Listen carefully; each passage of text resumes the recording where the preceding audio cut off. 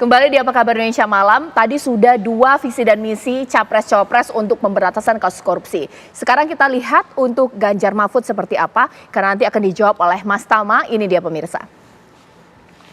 Ya, lantas apa yang akan dilakukan oleh Ganjar Mahfud? Yaitu adalah dengan menggunakan perbaikan sistem kelembagaan, regulasinya jelas, patokannya harus benar, aktor yang menjalankan regulasi ini juga harus benar. Oleh karena itu penegakan korupsi harus diawasi oleh pimpinan tertinggi. Waduh, Mas Tama, ya. Pimpinan tertinggi KPK saat ini bermasalah kasus korupsi. Ya. Ini penawarannya ini sedetail apa sih? Ya. Bagaimana ini? Mbak Caca, sebetulnya kalau di versi yang visi misi penjelasan, kita lampirkan juga di sana, itu ada lengkap sekali.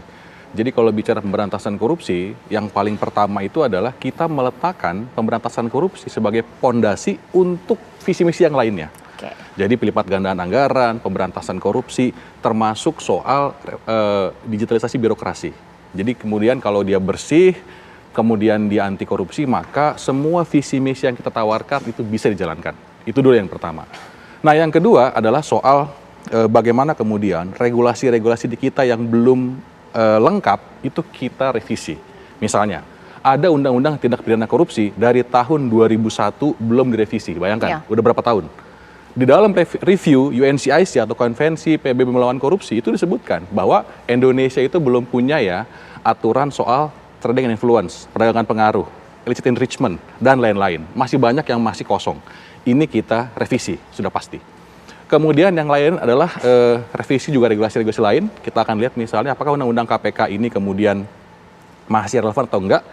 Itu kita akan juga tanyakan kepada publik. Makanya kemudian kita masukkan yang namanya regulasi yang partisipatif. Jadi ada masukan masyarakat dan lain sebagainya, itu kita gunakan untuk tadi menjawab apakah kemudian ketika ada pimpinan KPK menjadi tersangka, itu problemnya di mana? Apakah di undang-undangnya, apakah di yang lain-lainnya?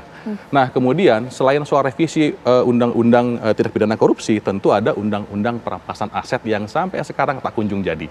Itu pun jadi prioritas kita. Jadi ada banyak regulasi yang kita perbaiki untuk memperkuat pemberantasan korupsi. Yang lainnya adalah soal undang-undang untuk pembela HAM. Karena ini akan relevan hubungannya dengan teman-teman yang suka lapor kasus korupsi. Kadang-kadang orang lapor perkara korupsi dipidana karena pencemaran nama baik dulu, baru korupsinya jalan. Nah ini yang kita harus lindungi juga partisipasi masyarakat. Nah setelah itu adalah soal penguatan. Penguatan, tadi udah kita bicara soal undang-undang, ada penguatan kelembagaan. Tentu saja berantas korupsi itu gak cuma KPK. Ada kejaksaan, ada kepolisian, bahkan PPATK. Kalau bicara penelusuran aset juga penting, itu semua adalah paketan kelembagaan yang kemudian kita akan perkuat. Bagaimana caranya? Kita akan cek, gimana sih ketersediaan anggarannya, bagaimana sih isi orang-orangnya tadi, seperti yang tadi Mas Ganjar sampaikan di dalam tayangan tadi, soal orang-orang yang bersih, kemudian punya kualifikasi baik, memimpin penegakan hukum. Nah, selain soal kepenguatan kelembagaan, tentu saja adalah soal harmonisasi penanganan perkara. Ada KPK, kejaksaan, kepolisian.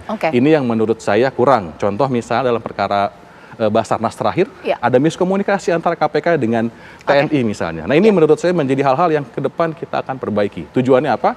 Tujuannya agar agenda pemberantasan korupsi kita bisa lebih jelas. Kita juga harus ingat Pak, dari 2015 sampai dengan sekarang, 2023 ini menjadi titik paling rendah soal IPK kita. Baik. Gitu.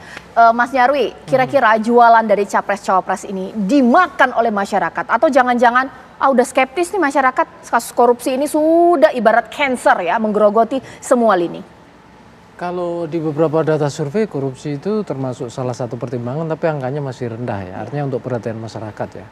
Kenapa? Bukan masyarakat itu tidak suka ya dengan agenda pemberantasan korupsi, tetapi seringkali korupsi-korupsi itu dilakukan oleh para elit ya, dan terjadi di lingkaran elit ya, seperti itu. Dan makanya tadi menarik sebenarnya yang disampaikan Bung Tama tadi ya, orang-orang yang baik berintegritas. Jadi kadang-kala yang dibutuhkan itu Caca, itu kan bukan hanya lembaganya yang berintegritas, tapi orang-orangnya juga. Tapi balik lagi ya, ini seringkali kan yang kita lihat gitu ya, skala korupsi ini mau dilihat dari aspek mana saja gitu ya. Kalau di beberapa dokumen gitu resmi Capres-Cawapres itu macam-macam. Ada yang menyebutnya sampai sumber daya alam gitu ya. Ada yang menempatkan korupsi ini pelanggaran berat, pelanggaran HAM dan lain-lain seperti itu. Nah bahkan mempertegas dengan perampasan aset misalnya. Nah pertanyaannya dari dulu gitu kita sering mendengar itu juga gitu. Tetapi seringkali kok rasa-rasanya gitu ya justru sesama elit ini kadangkala terjadi ya, mohon maaf, penggunaan kasus hukum untuk saling menyandra satu sama lain. Seakan-akan persepsi yang muncul begitu. Nah, ini yang kemudian kadangkala berarti ada juga yang lain yang tidak muncul kan gitu. Nah, ini yang kemudian persoalan balik lagi integritas, kredibilitas, kepercayaan itu yang harus dimunculkan dulu. Baru kemudian saya kira pemilih akan percaya. Ini kira-kira walaupun visi misinya indah semua gitu ya tentang pemberantasan korupsi dilakukan apa enggak gitu. Karena apa? Karena kita juga punya pengalaman aja ya. Kalau masih ingat beberapa misalnya kritik ke Pak Jokowi dulu ya berapa, itu kan ada di visi misi Capres itu tentang berantasan penguatan KPK. Tapi ada juga yang kemudian mengkritik, loh kok terjadi pelemahan kan gitu. Nah ini contoh ya beberapa wacana-wacana yang pasti akan muncul di benak pemilih.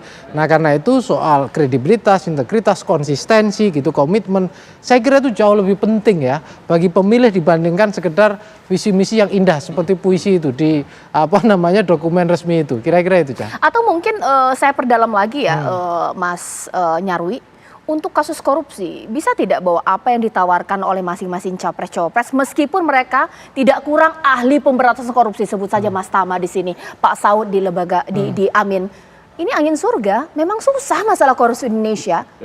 Ya, korupsi itu kan harus dipahami ya. Saya bukan ahli juga, tapi kalau dalam narasi komunikasi politik misalnya, itu kita mulai dari mana nih? Dari hulunya apa hilirnya? Kalau hilirnya kan gampang ya, kejadian, peristiwa, siapa yang melakukan tindak pidana. Kalau hulunya ini kan panjang sebenarnya. Hulunya dalam artian misalnya gini, apakah kesenjangan ya misalnya dan lain-lain itu bisa dipahami nggak masyarakat? Gitu contohnya begitu. Nah ini kan juga hal yang ini terus masuk tadi ya.